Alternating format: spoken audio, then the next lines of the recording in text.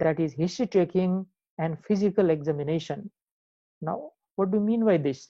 If a pregnant lady comes to us, okay, for routine checkup, which is called antenatal checkup or antenatal visit, we should ask some important question to her. That is called history taking. And after that, we should examine her. That is called physical examination. This is obstetrics, what we are talking about. So this is history taking and physical examination in obstetrics. But whenever you study internal medicine, surgery, or pediatrics, okay, they have their own type of history taking. Many of the points matches with each other, and many of the points are new. Now see here, what are the parts of this history taking in obstetrics? Now let me clarify the importance of history taking in the beginning. A good detailed history is always useful for correct diagnosis. Without a good history, you cannot examine the patient well. Okay, so history taking is very important. And in medicine, many of the teacher will teach you like this. If I want to diagnose 100% of the time, okay, if I want to diagnose my patient correctly, 60% of that is contributed by history taking. 60%, okay, and 40% is contributed by physical examination and investigation. That shows the importance of history taking. So never ignore it. What happens sometimes, what the students do, okay, whenever they are very new to the clinical medicine side, they just go to the hospital, okay, and they just pick the patient's file and want to see what is the diagnosis of this patient. They just want to check what is the investigation report of this patient. That is a very wrong way. Okay, you should never do that. You should always ask what are the general information of the patient first, then you should take some important history, then examine the patient, then only you have to go to the investigation. This always comes serially.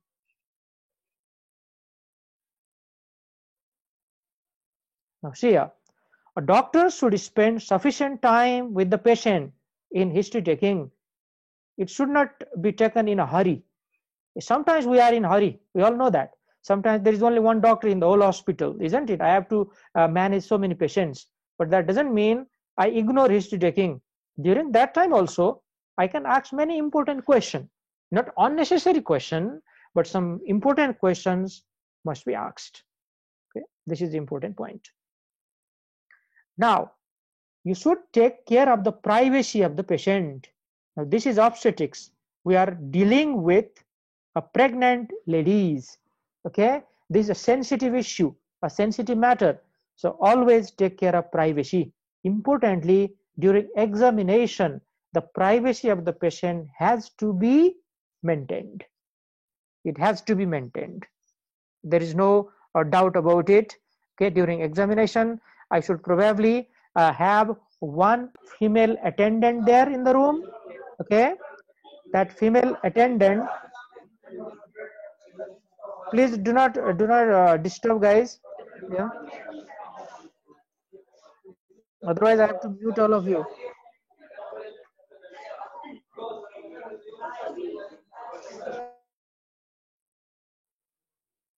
Okay, so let's proceed further.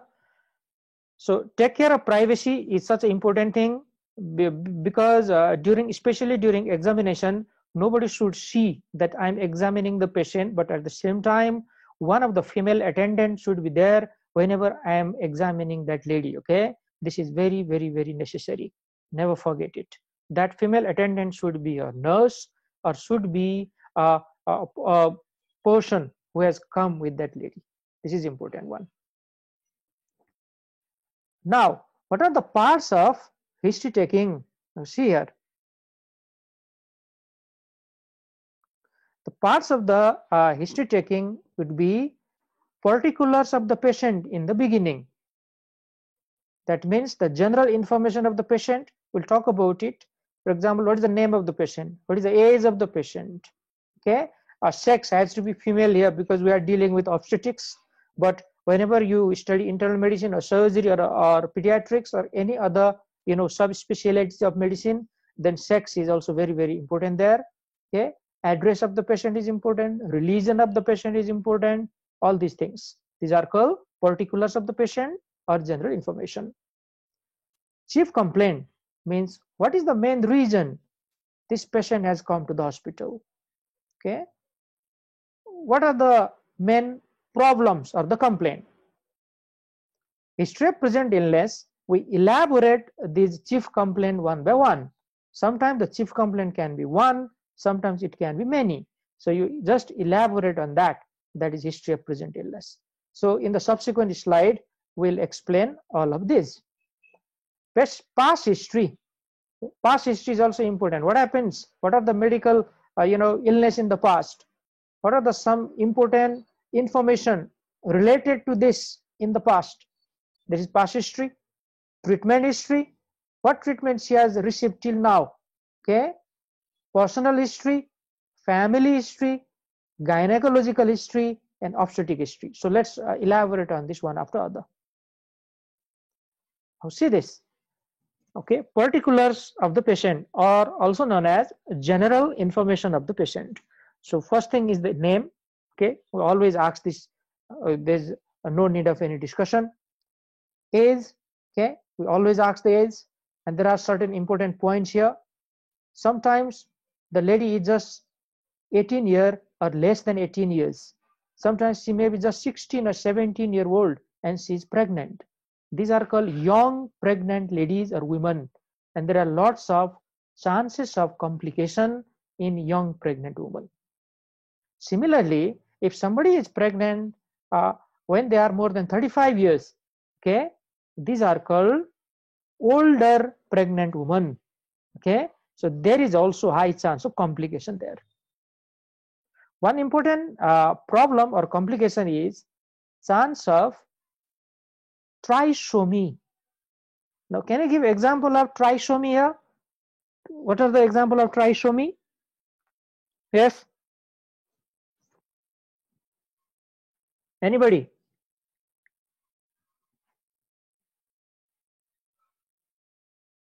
Yes, guys? What are the example of trisomy?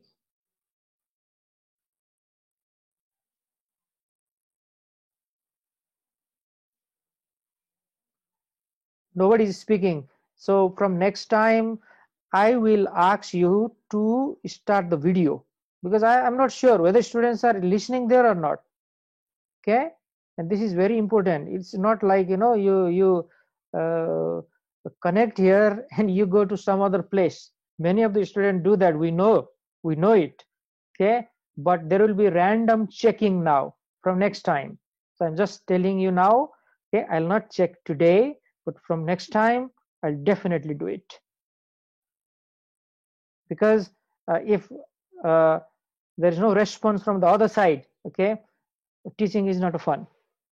Now I'm talking about the importance of the age. Okay, the younger group suffers from psychological trauma. Okay? This is preeclamptic toxemia. It's a type of hypertension in pregnancy, eclampsia, and obstructed liver. So these are some of the important complications which occur in younger females. Okay, younger females.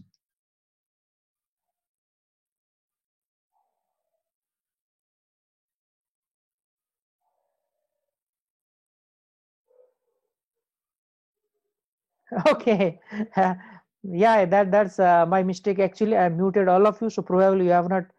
Yeah, you could not answer. Okay, now can you hear me? Yes, sir. Yeah, Yes, sir. yeah, it's okay. It's okay. Yes, sir. It's okay. Fine, no problem. Admit. I completely forgot about it because few of the students make a lot of noise, so we need to do this time and again. Okay, no problem. So let's move on. The older ladies, if they are more than 35 years old, now there is high chance of trisomy. I already told you. So those trisomies are Down syndrome, Edwards syndrome, and Pottau syndrome. Trisomy 21, trisomy 18, or trisomy 13. There is high chance. Where can you? Exactly. Okay. At the same time, they can also develop hypertension, diabetes mellitus, and some other congenital anomalies of the baby. So with one sentence, I can wrap this up. If the age of the lady is less than 18 years or more than 35 years when she is pregnant, it is considered a complicated one. Now, address is always, asked. Okay, I don't think there is any necessity to explain this. Okay, it is important for identification, communication, and follow-up. Some ladies are coming to our hospital from very far. Okay, some are coming from very near. So address has to be asked and recorded. And certain diseases are more common to certain places. It's according to the geographical variation. Occupation, we always ask that. Okay, what is the occupation of that lady? Okay, occupation of the husband can also be asked there. Okay? Because if that is not asked, sometimes some occupational hazard, some occupational diseases may be there, and we'll miss that. By asking occupation, you can know the social status of that family. Okay, by knowing the income, you can find out what is the social status of the family. Marital status is always asked.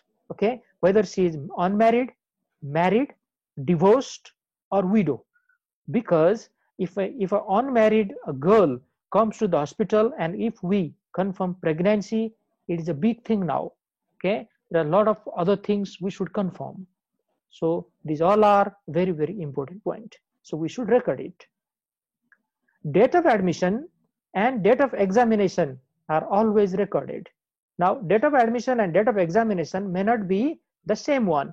So what happens sometimes? Sometimes the patient comes at the middle of the night. We just admit the patient and next morning we do the examination. So the exact time of date of admission and examination has to be recorded.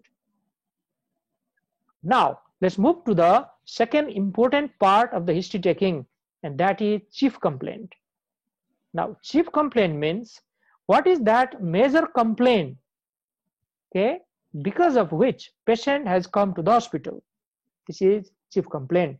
In case of obstetrics, the chief complaint are either for the purpose of delivery, for the purpose of antenatal checkup, or for some minor or major problems which are related to pregnancy, isn't it? Because these obstetrics we are talking about, but still you should always ask, why have you come here? What is your main problem? And sometimes the patient has only one problem, sometimes they have many. So if they have many problems, we should list them in a chronological order. Now, let me explain to you what is this chronological order here. Okay. Chronological order means if the complaints are many, okay, I should list them according to the duration. Now see here, there are different examples which are given here. Now see, look at the example 1. The cessation of menstruation since 2 months is the first complaint, and nausea since 10 days is the second one. I will never say nausea since 10 days first and then cessation or stoppage of menstruation since 2 months. That is a very wrong way of presentation. Okay, because cessation of menstruation came first, so it has to be told first, followed by whatever other complaint that come afterwards. This is called chronological order. In the second example, there are 3 problems: lower abdominal pain since 1 month, whitish vaginal discharge for 20 days, and fever since 3 days. So this is a good type of presentation because they have maintained the duration, whichever the longer duration is mentioned first, and after that the problems with lesser duration. This is called chronological order. Always follow this, even in medicine, surgery, any other field, wherever you present your case.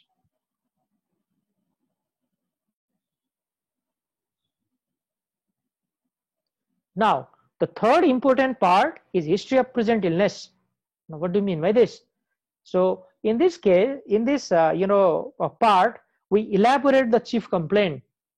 So, if chief complaint is only one, you elaborate that nicely, followed by so many other important questions. If there are multiple, you elaborate one after other.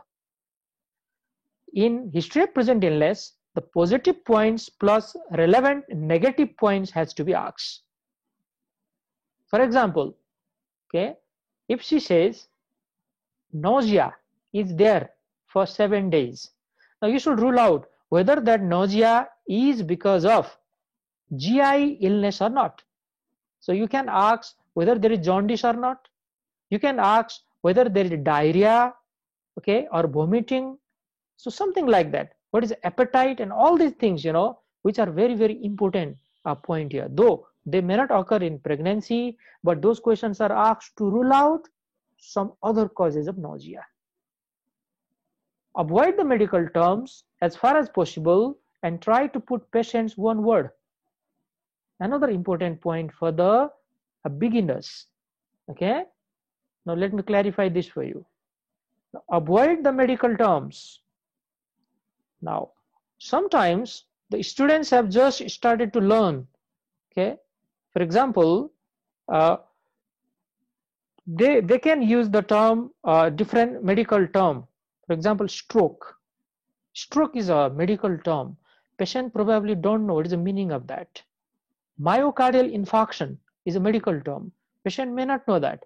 Patient knows it like a heart attack or severe pain in the chest. Okay, so always use the patient's own term when you present in the history of present illness or the chief complaint, and try to avoid the medical terms. This is very important point. Another important is avoid the leading questions, but sometimes leading questions may be asked. Now, what do you mean by a leading question? So let me clarify this for you. Now, there are two types of questions which we can ask.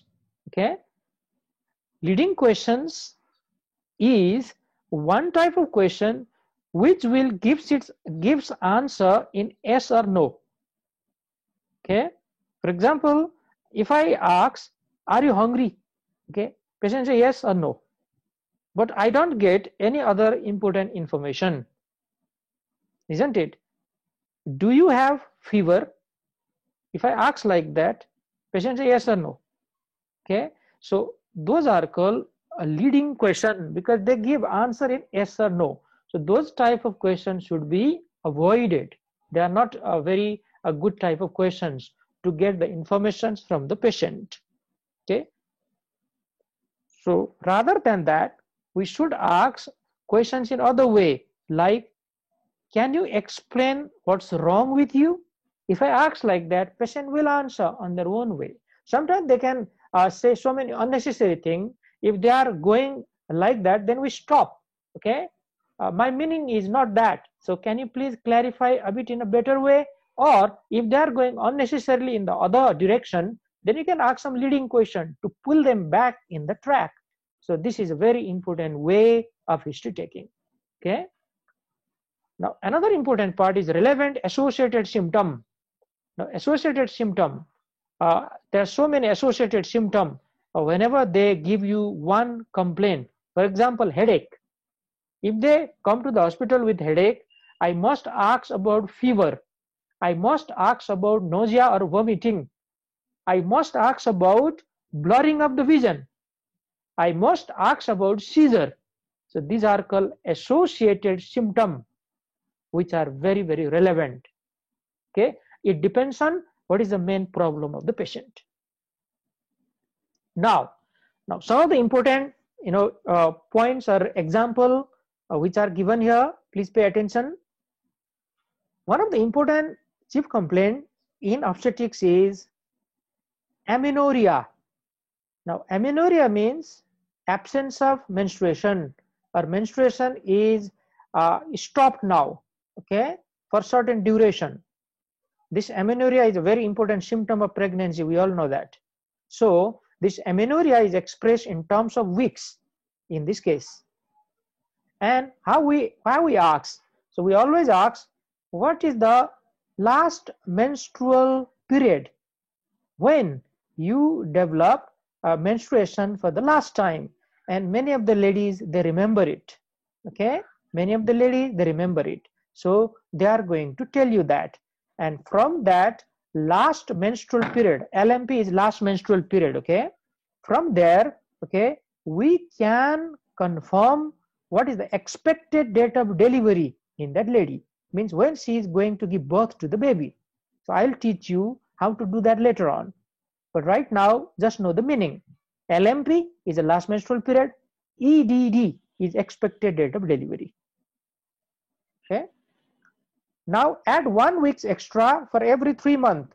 That is just to accommodate the extra weeks.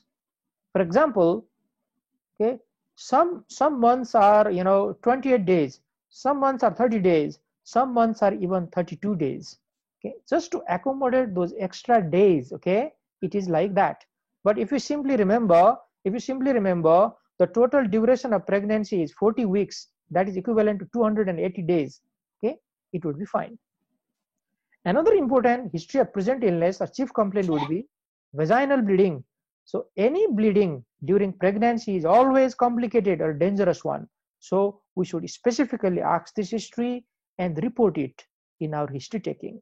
Okay, any type of bleeding during pregnancy is always considered abnormal or dangerous. Now there are certain causes for bleeding in pregnancy.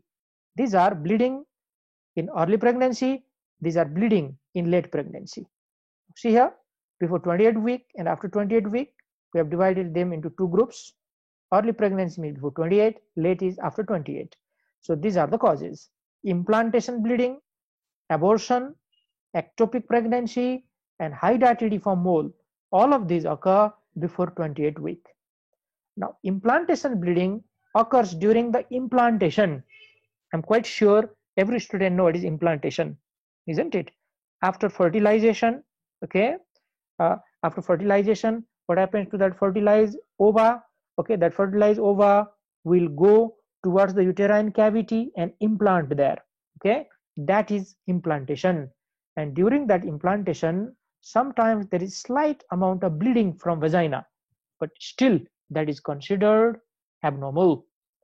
Abortion is discontinuation of pregnancy before 20 weeks. There is high chance of bleeding or hemorrhage in abortion. Ectopic pregnancy is very complicated one. That is implantation outside the uterine cavity, anywhere. And the most common site is fallopian tube. This is considered as an emergency in case of obstetrics or gynecology. The lady may die if we do not diagnose in time. Now, can anyone tell me what is the cause of death in ectopic pregnancy? Why there is high chance of death? Anyone?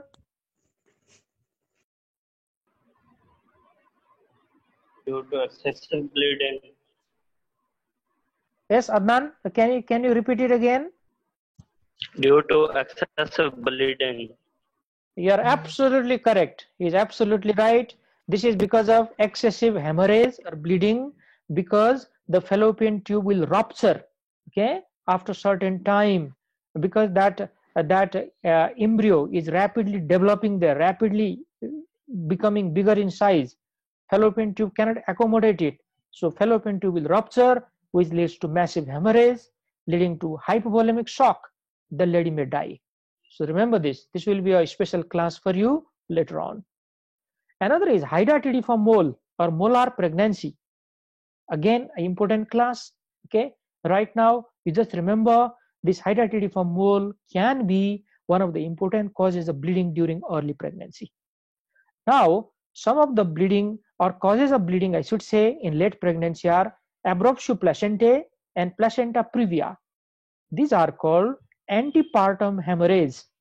Now, antepartum hemorrhage means after 20 weeks of gestation and before the delivery of the baby, if hemorrhage occurs from the vagina, these are called antepartum hemorrhage. And two of the most common causes for this is abruptio placentae and placenta previa. Now, listen it carefully. Abruptio placentae means placenta is separated, okay, prematurely. Now remember, placenta should only separate after the baby is born. Okay. Now, sometimes what happens? Placenta may start to separate before the baby is born. This is very abnormal thing, and the baby may die inside the uterus if this is serious one. This is called abruptio placentae. And placenta previa, probably you have studied this in embryology. Anybody? Yes, sir.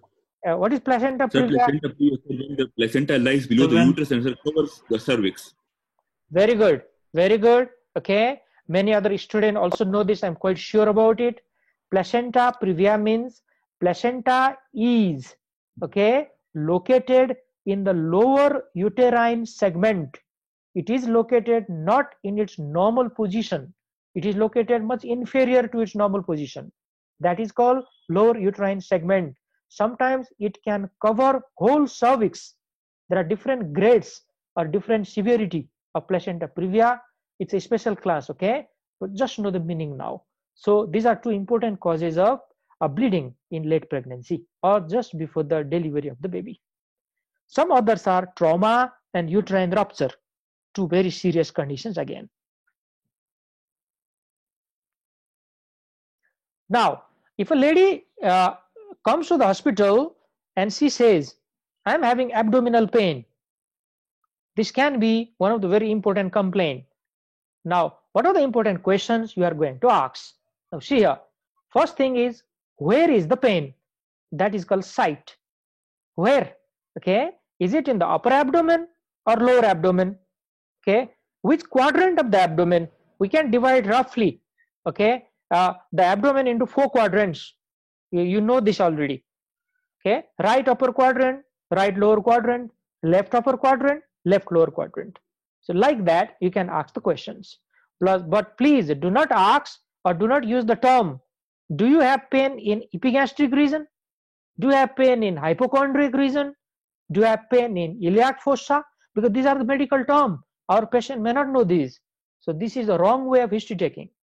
The proper way is upper part of the abdomen on the right side, lower part of the abdomen on the right side, or you can say right lower quadrant as well, because patient can understand by this. Second one is how long is the pain? This is called duration, always important one. Third is how the pain started. What is the onset? Is it sudden or gradual? Sudden means acute in onset. Nature of the pain is always asked. Even in pathology we'll talk about this. Dull type of pain, colicky pain, burning pain. Okay.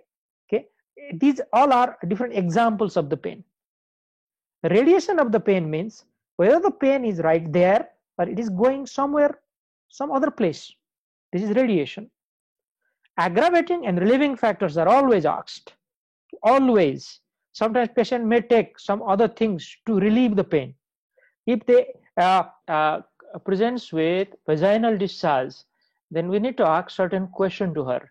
And those questions are, what is the amount? Is it scanty or copious? Scanty means a little amount. Copious means more.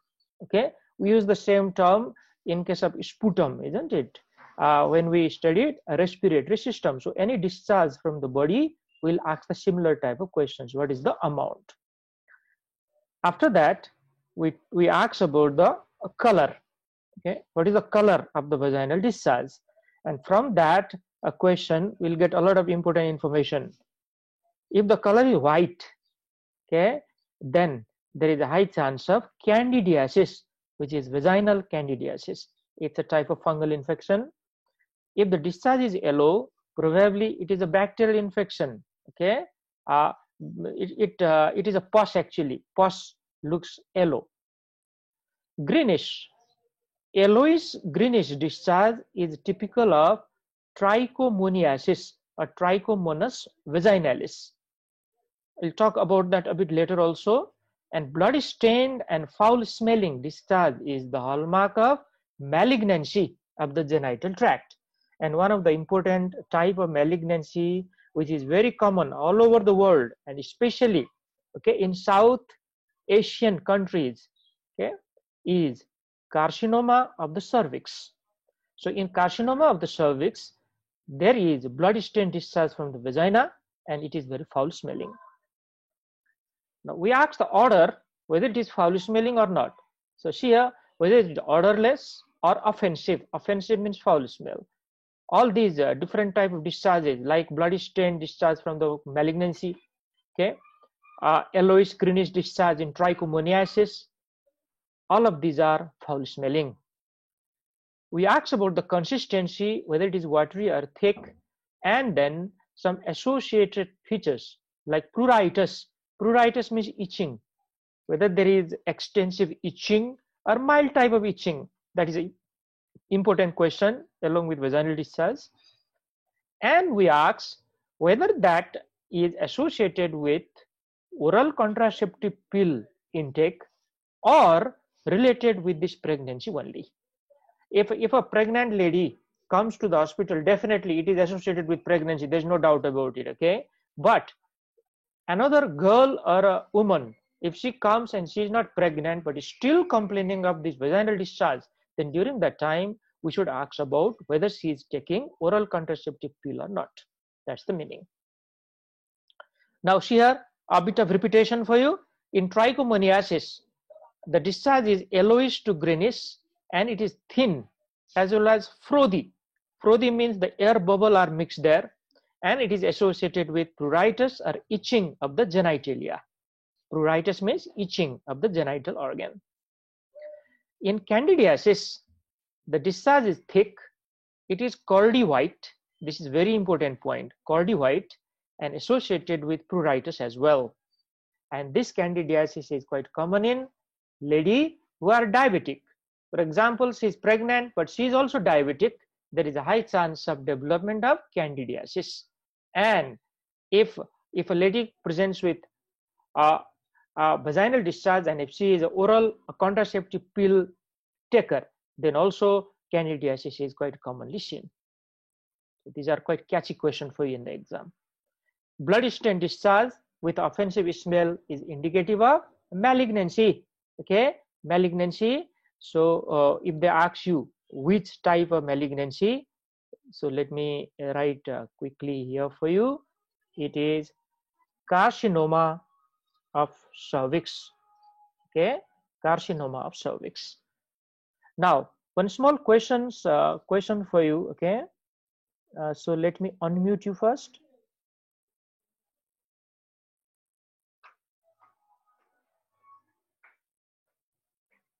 What type of organism is trichomoniasis? Anyone? Which type of trichomoniasis? Trichomoniasis is a protozoa which causes protozoa parasite which causes the vaginal infection, and candidiasis albicans is a fungus. Absolutely, very correct. Absolutely correct. Okay, Trichomonas vaginalis we call it. Trichomonas vaginalis is a type of protozoa. It's a motile type of protozoa. And Candida albicans is a type of fungus. And one small point regarding the treatment, okay? Don't worry, we'll talk about this topic in gynecology in next semester, not in this semester. Trichomonas vaginalis is treated with metronidazole or tinidazole. And candidiasis, you all know, are treated with antifungal drug like clotrimazole, miconazole, ketoconazole, all these drugs are used. Let's move on. Now after this, okay, we ask about the past history. Now this is an important part of the history in every aspect. Now the past obstetric history, we should ask like that: any relevant past complication during deliveries or not, like recurrent miscarriages. Okay, recurrent miscarriages means abortion. And we all know what is abortion. If the pregnancy is discontinued before 20 weeks of gestation, this is called abortion or miscarriage. If it is a recurrent one, it is a big problem for the family. So we need to find out what is the cause. And in past history, we need to definitely ask this. Whether the previous pregnancy or delivery is preterm or postterm. Is there any history of bleeding in the past? Okay, past pregnancy I mean. Was there any history of pre-eclampsia or eclampsia? Or whether there is unexplained stillbirth or not. So these are the different points. Now there are two new terms for you, preeclampsia and eclampsia. So let me explain quickly, okay? These are very important topic in themselves. It's a big topic actually, but right now I will only tell the meaning. Now, if a lady develops hypertension in pregnancy after 20 weeks of gestation, listen carefully. After 20 weeks of gestation, if a lady develops hypertension during pregnancy, this is called pregnancy-induced hypertension, which is called PIH. So let me write it for you here, okay? It is easy for you to understand. PIH, pregnancy-induced hypertension. Now, if that PIH occurs with proteinuria, okay, with proteinuria means excretion of protein in the urine, okay, proteinuria. Now, this is called preeclampsia, okay, this is called preeclampsia. Now, what is eclampsia then? In eclampsia, there is pregnancy-induced hypertension, okay, no doubt, means there is hypertension during pregnancy. Along with that, if seizure occurs, then we call it eclampsia. So these are a special topic. Later on, we'll talk about them. Let's move on. Another important question we ask, what is the method of delivery of previous birth? Was it vaginal delivery or cesarean section? Now, vaginal delivery is considered a normal delivery, okay? And cesarean section is operative delivery, isn't it? It's a surgery. Now, there are so many indications of cesarean section. Nobody would like to go for cesarean section if there are no indications. Remember that, because this is a surgery. Anything can happen during surgery, okay? So there has to be proper indication. Means what is the reason for cesarean section? So it itself is a very important topic later on. Now, cesarean section, some of the students may not know about it, okay, but I presume or I hope many students know it. Cesarean section is, okay, if a lady cannot give birth from the vaginal route, then we give incision to the lower abdomen and we take the baby out from there. This is called cesarean section. We have to ask about past gynecological history. What is the regularity of menstruation? And what is the, was there any history of PID?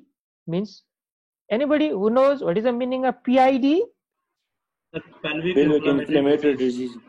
Excellent. Pelvic inflammatory disease. Very good. It's a type of sexually transmitted infection, STI. We consider this as a type of STI, okay? It itself is an important topic later on. And previous ectopic, we always ask that. And we don't forget about the important medical and surgical history in the past, like any history of hypertension, any history of diabetes mellitus, any history of bronchial asthma, any history of connective tissue disorder, any history of kidney or liver disease, whatever illness, okay, you need to ask to the patient. And if they say, yes, I was suffering from that, you need to take a note. This is called past medical and surgical history. Let's move on.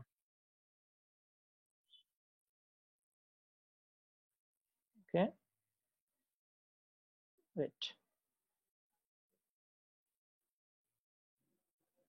Now, what about the treatment history? Okay, see there. Now, treatment history is history of treatment done in the past. It may be surgical treatment or medical treatment, whatever. Okay, whatever treatment the lady went for in the past, you need to take a note. Like any previous gynecological surgeries. Few of the examples are any cone biopsy of the cervix or any other biopsy of the cervix, anything. Cone biopsy is a type of biopsy we take from the cervix. Remember, if you think there may be a chance of carcinoma of the cervix or any other cervical illness for a longer time, you want to take a biopsy just to make sure whether there is malignancy or not, okay? Fibroid, okay? Fibroid means in pathology, okay? This actually we could not discuss in the last semester. we would have discussed this in the practicals of pathology. Fibroid means it's a leiomyoma, okay, of uterus. Now, do you know what is leiomyoma? Anyone? So it is the malignancy of the smooth muscles of the cervix. Okay. That it is a smooth muscle tumor. That it is a benign smooth muscle tumor that such that can become a cancer in later stages. Like, sir, 1% of that will become a cancer in the later stages. Okay. Now, absolutely. So let me clarify. Fibroid is called leiomyoma. Leiomyoma is a benign smooth muscle tumor. Okay. Now remember, the uterus is made up of smooth muscle. There are 3 layers of the uterus. Innermost layer is called endometrium, middle is called myometrium, and the outer is called perimetrium. Now that myometrium is made up of smooth muscle. So whatever benign tumor develops from there, we call it leiomyoma. Sometimes there are multiple leiomyoma which may develop. And another term for leiomyoma is called fibroid. That's the meaning. Now ask about the drug history. Any intake of drugs, okay, for any disease, whatever, you want to take a note. Like if the lady was hypertensive, maybe she was taking antihypertensive drug, anti-diabetic drug, anti-tubercular drug, or any other drug in that regard. You have to take a note. Ask about history of drug allergy. If you miss that, it will be a big problem. Let me clarify you immediately here. For example, if a lady is allergic to penicillin, and if we completely forgot about the history, we did not ask this question at all, and for example, she suffers from some infection like urinary tract infection, for example, and if you have given the same drug which she was allergic before, it will be a disaster. Okay, it is considered as a criminal negligence these days, because it is our job to ask whether there is a history of drug allergy or not and note it, okay, on the patient's record. So never forget this. And another important point is immunization history during pregnancy. You all know we give tetanus toxoid injection in every pregnancy. Okay, in each pregnancy 2 doses of tetanus toxoids are given, and usually tetanus toxoids are given in 2nd trimester of the pregnancy. Okay, we all know 2nd trimester starts after 13 weeks of gestation. So we give usually in the 2nd trimester, also in the 3rd, okay, but usually in the 2nd trimester, 2 doses are given 1 month apart. For example, you have given 1 dose today, after 1 month the next dose is given.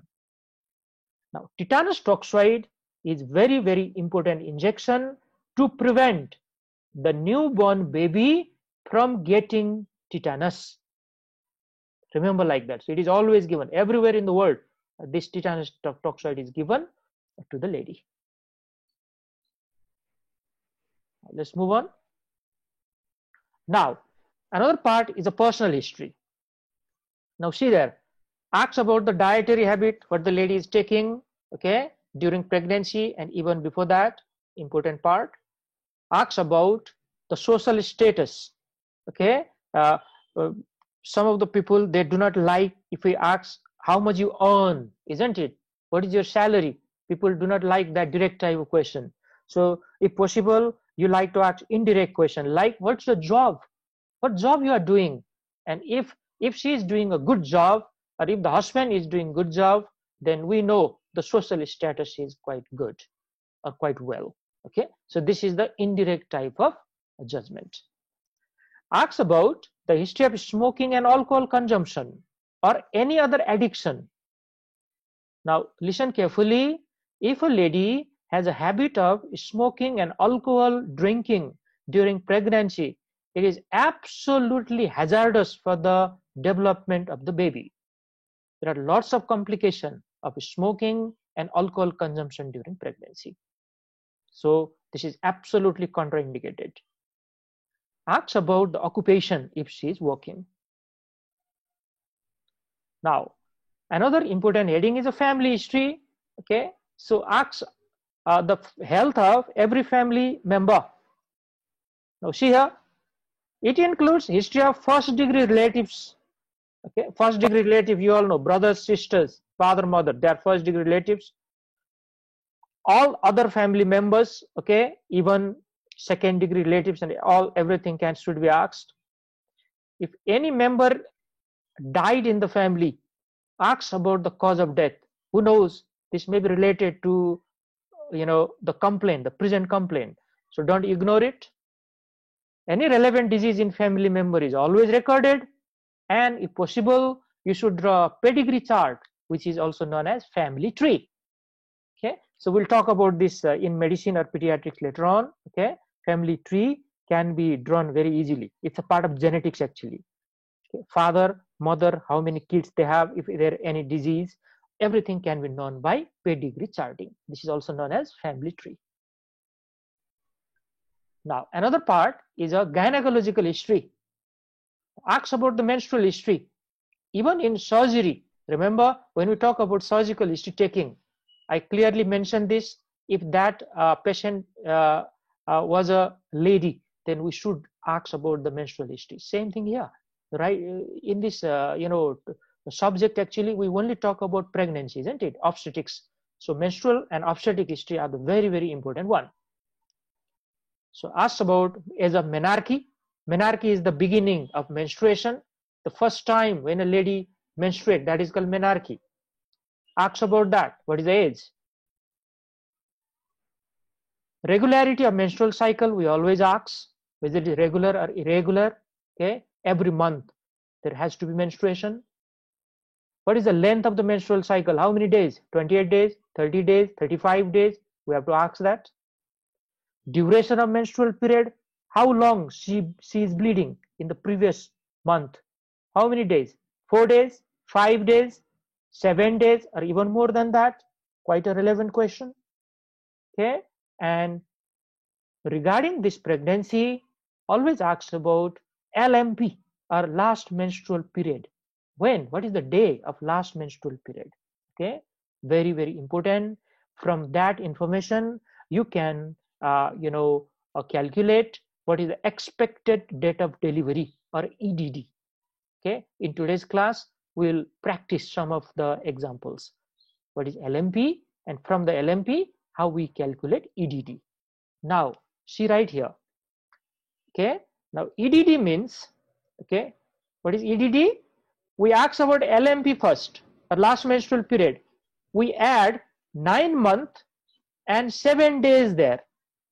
Okay, to that LMP we add 9 months and 7 days, and that day is called expected date of delivery. It is almost 40 weeks or 280 days. That is the duration of the pregnancy. But some of the lady, they don't deliver exactly at this time. Okay, so she may deliver 7 days before the expected date of delivery, or even 7 days after that. That is a, you know, range of expected date of delivery. But you don't need to worry about that. If somebody asks you what is EDD, this is the way you calculate. Ask LMP and add 9 months and 7 days to that, and whatever day comes, you say that is the expected date of delivery. Now another important question is, ask about the history of contraception, what the lady was using in the past. Okay, there are different modes of contraception. Okay, condom is a type of contraception. Okay, intrauterine device is a type of contraception. Oral contraceptive pill is a type of contraception. So different things are there. So we need to take a history. Now another part is obstetric history. Okay, now right now we are talking about obstetrics, the subject. So you know the importance of this here. Ask about how long she has been married. Quite relevant question. Okay, if the lady is already married for 5 years, this is just an example here, and she never been pregnant before, there's something wrong there. Okay, if her husband and she are staying together, if they are not using any contraception, and still if there is no pregnancy, Now this is called infertility. Now listen carefully. If they want to have baby, if they are not using any contraception, still if the lady is not pregnant after 1 year, this is called infertility. So this question is quite relevant. How long she has been married? But if they don't want a baby right now, okay, so it is not called infertility because they don't want it. But sometimes what happens, they're desperately trying for it, but still she is not getting pregnant. Then the meaning of infertility will be fulfilled. Now there are certain terms which you already know. Remember the first topic which we discussed, we just talked about this. So a little bit revision for you. Para or parity means the number of childbirth after the period of viability. And this period of viability differs according to the different textbook. But these days, you just remember, okay, it is 20 weeks of gestation, 20. But some older textbook, if you follow, it may be written there 24 weeks or even 28 weeks. Now, you may be wondering, why so much confusion here? Okay, actually, this is not a point of confusion. This is called advancement in our medical care. Nowadays, even if a baby is born at 20 weeks, that baby can survive. That's why the period of viability is decreasing. This is the meaning. Okay. So, parity is any number of baby who are born after they cross the period of viability is called parity. Now, abortion or miscarriage is not a part of parity because definition wise abortion means the discontinuation occurs before 20 weeks. So it is not a part of parity. Now on the other hand, what is gravida then? Already talked about. Just a revision for you. Okay. See here, gravida simply means the number of times the mother has been pregnant. How many times she has become pregnant? This is called gravida. Okay. It is regardless of whether these pregnancies were carried to term or not. We don't care whether that baby reaches term, whether that baby is discontinued as abortion, whether the baby is born stillbirth, whatever. Okay. For gravida, only important point is whether she is pregnant or not. Okay. So pregnancy means gravida present. So you understand like that. A current pregnancy, if any, is included in this count. So, we'll do certain exercise here. After that, we'll be absolutely clear what we are talking about. If pregnancy is consisting of multiple, such as twins, triplets, quadruplets, it is counted as one gravida. Don't go after the number of babies there. Okay, the number of pregnancy is one, isn't it? Even twin baby, this is a single pregnancy. Okay, triplets, just a single pregnancy. So gravida is still, counted as one.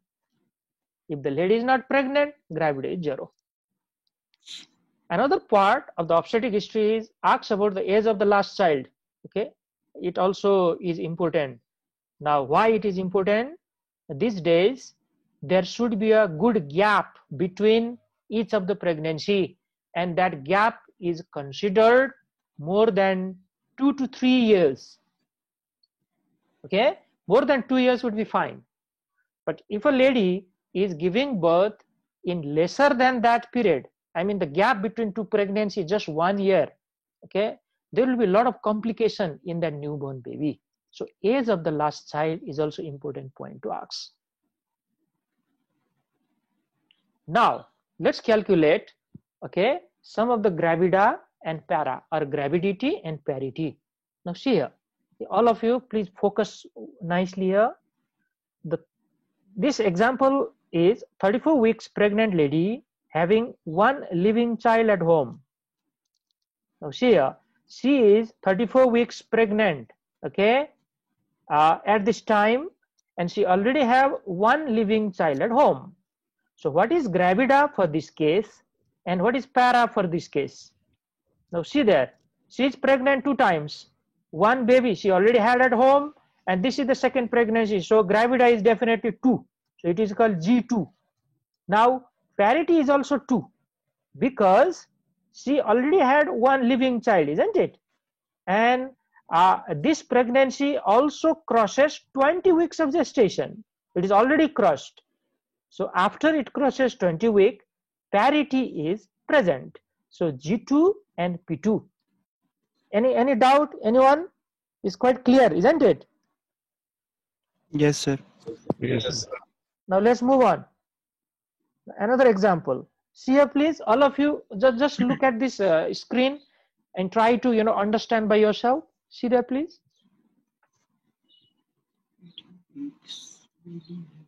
One child at home.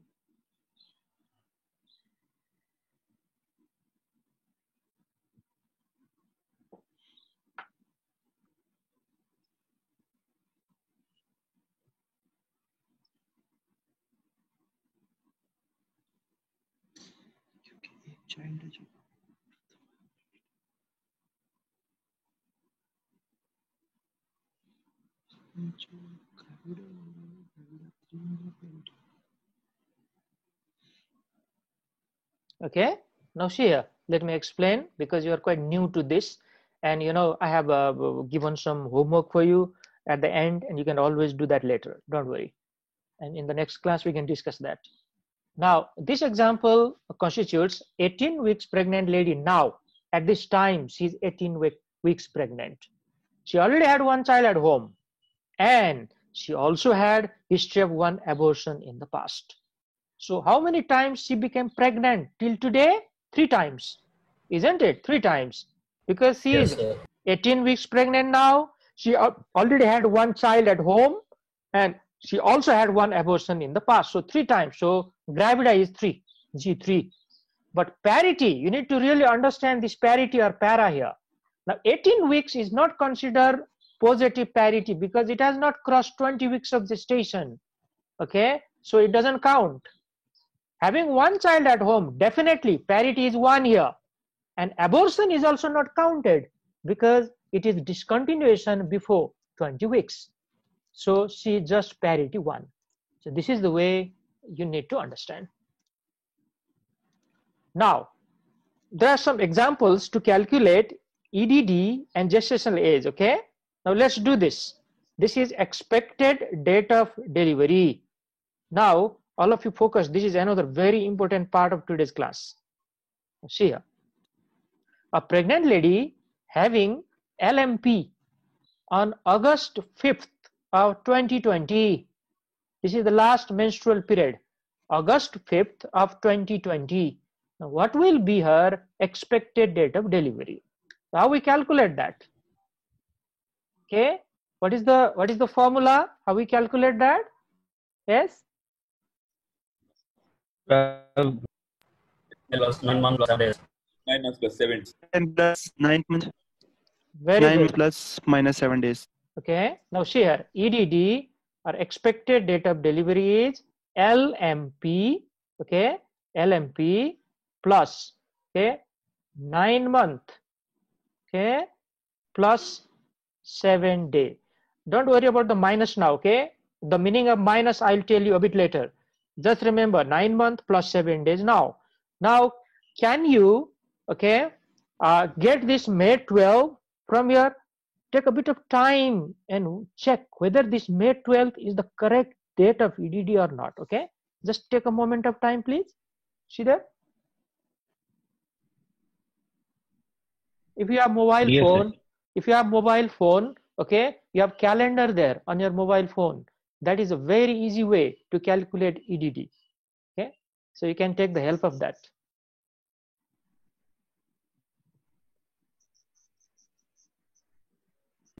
So 12 made the right answer. It's right answer, right? Yes. Yes. Now this is a class work for you. Right now you need to calculate this. The second, a pregnant lady having LMP on March 11th, 2020. Can you please calculate what is the EDD there? All of you please try this now, right now. 17 December, sir. 18 December, sir. 18 18 December. 18 December. Okay, so let me check it first. Okay, March 11. Okay, March My 11. Yeah. June, So July. April is 1, May 2, June 3, July 4, August 5, September 6, October 7, November 8, December 9. Okay, I already read 9, right? Now 11 plus 7 is December 18. Absolutely correct. So EDD is December 18. Very good. Okay, so this is the answer here. Sorry. Okay, let me go back. Yes. So this is December 18. All of you are quite confident here or not now? Yes, sir. If 18 anybody, December. if anybody is not confident, okay, please, this is the time. I can explain again. Okay. So it's quite easy, right? It's quite easy. There's no complication at all. Now, one more information I like to give to you here. Though EDD is the expected date of delivery, many of the ladies, they don't deliver exactly at that date. Okay, it is a bit earlier than that and a bit later than that also. So there is always a range, and that range is plus minus 7 days. Okay, it may be 7 days earlier or 7 days later. Now let me clarify you again. Remember, this EDD is 40 weeks.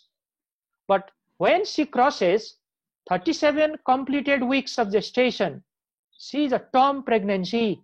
The baby can be delivered without any complication after that. Okay, so baby can be delivered at 38 week. Baby can be delivered at 39. No problem with that. Definitely at 40 week. Till 41 week, there is no problem. But after 41 week, some complication starts to happen. The volume of the amniotic fluid drastically decreases. Okay, baby slowly getting mature. Now this baby, okay, will have certain complication. Though according to the definition, post-term pregnancy is after 42 weeks, but practically no obstetrician will wait till 42 weeks. They always want to deliver the baby earlier than that. So this is the important point regarding expected date of delivery. Okay, now let us move further. Now another part, okay, is a general physical examination of today's class. Okay, so let's quickly look at the headings, and then we can continue after the break. Now, look at the heading here. There's not much difference. These general physical examinations are a bit similar to in other subjects also.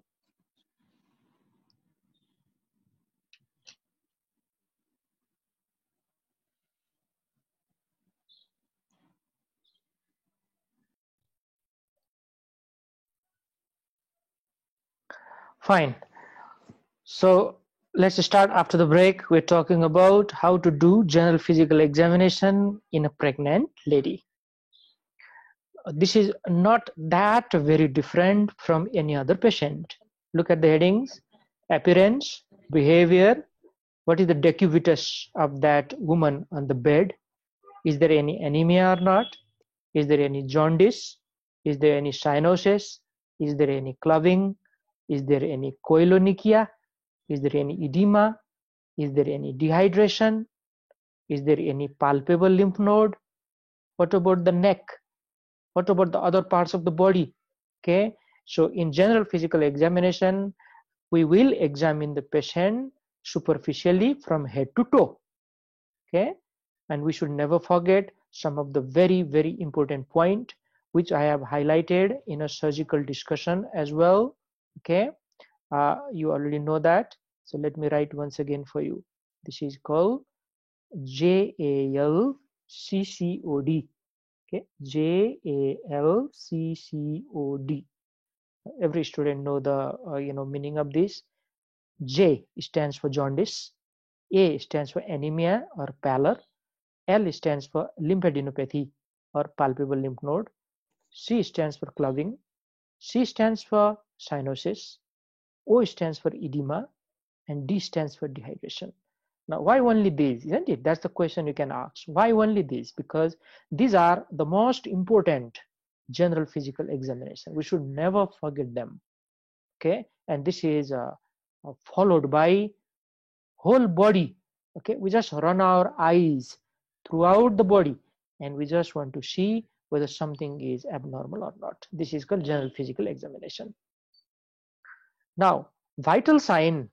Okay, vital sign is a part of general examination. So these are 5 vital signs. Last one called pulse oximetry is recently added on the vital sign. So these are pulse, blood pressure, temperature, respiratory rate or respiration, and pulse oximetry. Pulse oximetry is not necessary in all the patient. If that patient is not having any breathing difficulty, if you don't think patient is hypoxic, you don't need to check for pulse oximetry. Okay, so you can easily omit it, but other 4 are really necessary.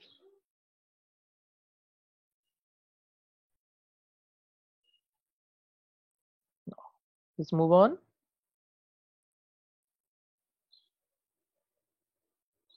Now, another is systemic exam. Now, after doing general examination, it's a time for systemic exam. Now, similarly, cardiovascular system, respiratory system, and nervous system. We quickly, okay, put our stethoscope on the precordium or on the chest area and try to know if something is wrong or not. You don't need to, examine them in detail until and unless patient has any complaint. Okay, just to make sure they are fine, you just, comment on them shortly. Okay, quickly examine them and then say cardiovascular system is within the normal limit, or respiratory system or nervous system, like that. Now, regarding pregnancy, abdominal examination is the most important one. Okay, so let's talk in detail about how to do abdominal examination. Now, inspection, okay, inspection, palpation, percussion, and auscultation. Abdomen is examined under these 4 headings. Okay, now which are very relevant on a pregnant lady. Let's talk about that. Regarding inspection, we assess the shape of the uterus and note any asymmetry. Okay, how big is the abdomen? If uterus is big, abdomen will become big. Okay, there's no doubt about it. And near the term pregnancy, okay, uterus will reach, okay, near the xiphoid process. Now, you all know where is xiphoid process. It is the last piece of sternal bone, and sternum is the bone in our thoracic cavity. Okay, so the last and end part of the sternal bone is called xiphoid process, and near the term pregnancy, the fundus of the uterus may reach just below the xiphoid process. It really become big. Look for fetal movement. Okay, sometimes we can see, okay, fetal movement on inspection itself, which is confirmed by palpation. Look for any scar on the anterior abdominal wall. If there are any previous surgery done, a scar will be there. And look for stria gravidarum. Now, this stria gravidarum, okay, is a special, sign of pregnancy. Now, striae means stretching of the skin.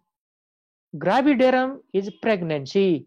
So, any, on any over stretching of the skin which is present on the anterior abdominal wall is called stria gravidarum, which is caused by pregnancy. So later on, after this topic is over, I'll start what are the physiology of pregnancy, and during that time we'll talk about what changes occur in that lady during pregnancy. We'll clearly talk about these things again. Now, regarding the palpation, we palpate this different thing. Okay, we palpate for the fundal height. We assess how tall is the fundus. Where is the fundus palpable? And you all know fundus means, okay, it's a part of the uterus, isn't it? It's the uppermost part of the uterus, which is the dome-shaped structure. fundal grip, lateral grip, first pelvic grip, and second pelvic grip. These all are different things we palpate, okay, on abdominal examination.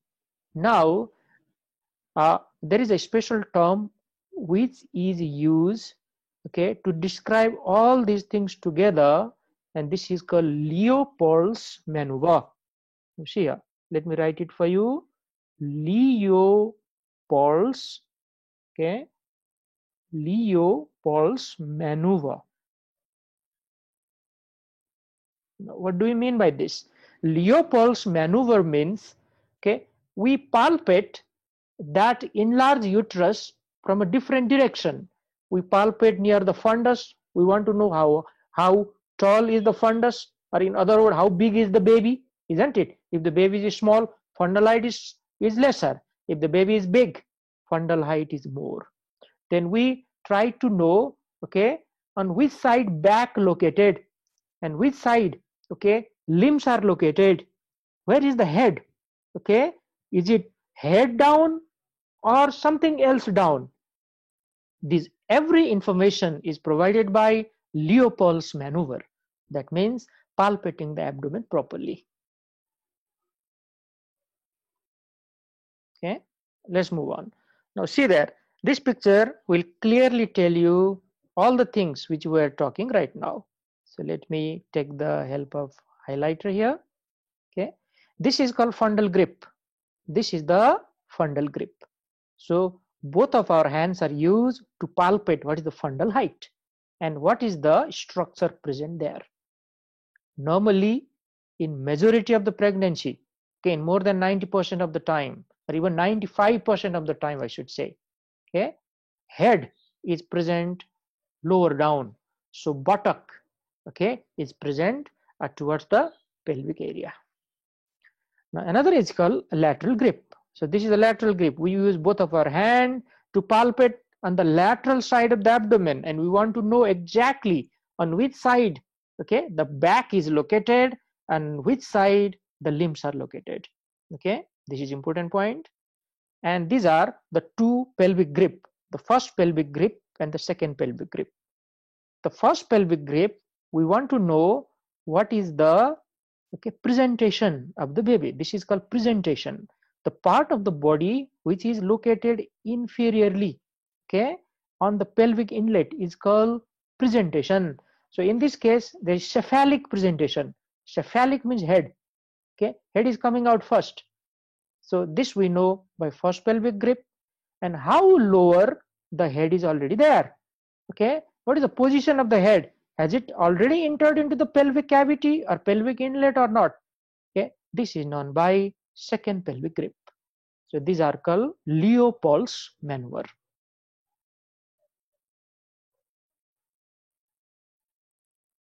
Okay, now percussion is not done during pregnancy.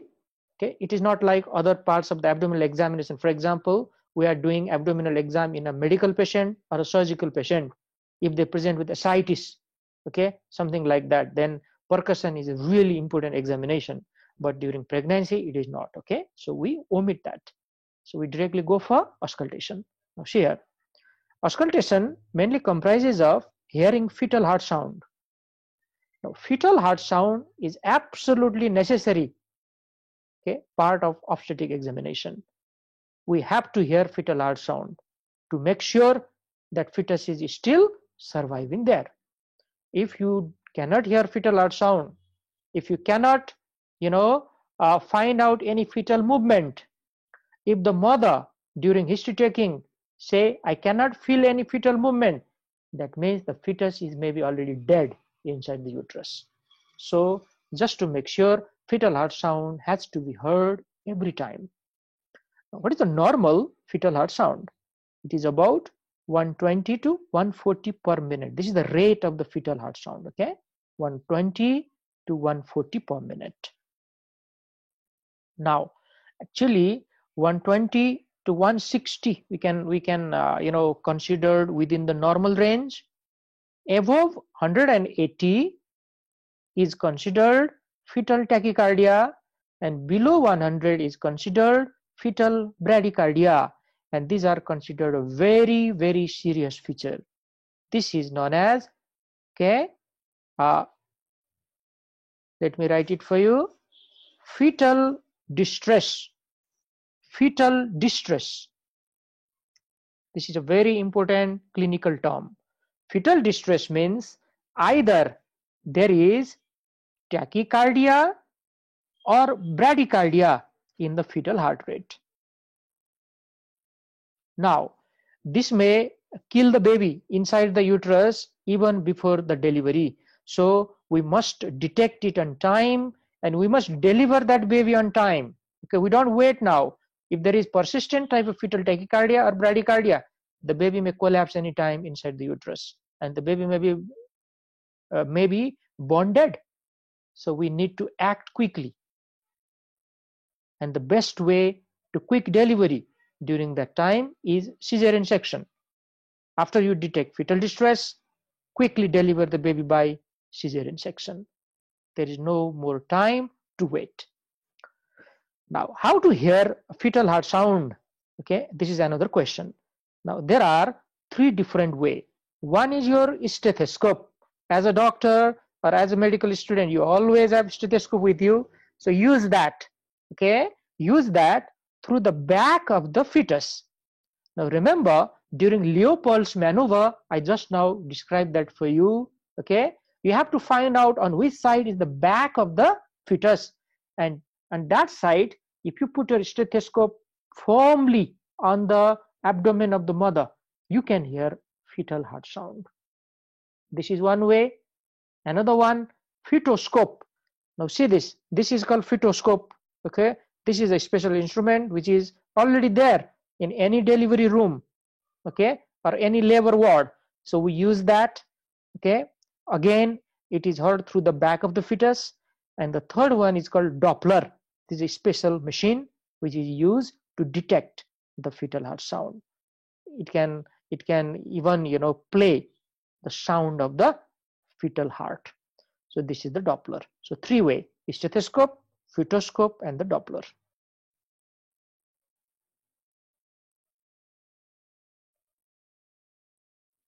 Okay, now we have come towards the end of this examination. Now one more is called pelvic examination. So what we do there? Routine pelvic examination is not necessary during pregnancy. However, in following circumstances, it is essential. Now see there, what are those circumstances or what are those conditions? One, digital examination during labor. Now, let me clarify you in other way. Now a lady has started labor. Now labor has different stages. Okay, first stage of labor means from the labor pain till cervix is fully dilated is called first stage of the labor, and many of them, they go to the hospital only after labor pain starts. Now she is admitted, okay, for the delivery. So during that time we need to make sure that we do the vaginal examination, okay, which is also known as digital exam, because we use our fingers to examine the vagina, to examine the cervix actually rather than vagina. How dilated is the cervix? How many centimeter it is dilated? For example, 2 hours ago it was just 2 centimeter. How many centimeter more after 2 to 3 hours? So that is only known by digital examination or per vaginal examination. Okay, this is the meaning. Another important point is Bishop score. Okay, Bishop score is a special class. We'll talk about that later. This Bishop score comprises of different terms there. One is called how much cervix is dilated. Another is how soft is the cervix. Okay, so all these things we assess under Bishop score. And another one, which part of the baby is presented there? Is it cephalic or head, or is it something else? Sometimes there may be, okay, shoulder presentation. Sometimes there may be buttock presentation, which is called breech presentation. Sometimes you can palpate the foot there. So these are the different things. Now some of the contraindication for digital examination during labor are vaginal bleeding and premature rupture of membrane. This is called premature rupture of membrane. Okay, during this time we do not go for a digital examination during the labor. Another one is digital or speculum examination. Now, speculum examination is with a special instrument. Okay, now look at the instrument here. This is called Cusco speculum, which is very commonly used in the labor ward. Cusco speculum. So when you press exactly at this two area, you know, these two area with your hand, this will open and dilate, and then through this we want to see the cervix. Okay, what is the position of the cervix, how many what is the, you know, presentation part, and we can judge so many things there. So this is called speculum examination. Now see here, so if the excessive or offensive smell, okay, then we have to go for speculum examination just to make sure what is the cause of that. To perform cervical smear, even in non-pregnant ladies, we can go for speculum examination. And to confirm premature rupture of membrane, we have to go for speculum examination. If there is a rupture of the membrane, we can clearly see it, then probably premature rupture of membranes are already occurred and there is a high chance of infection. Now it depends actually how many hours before the membrane has ruptured. If it is less than 18 hours, still there is no chance of infection in the baby. But if it is longer than that, there is high chance of infection. Okay.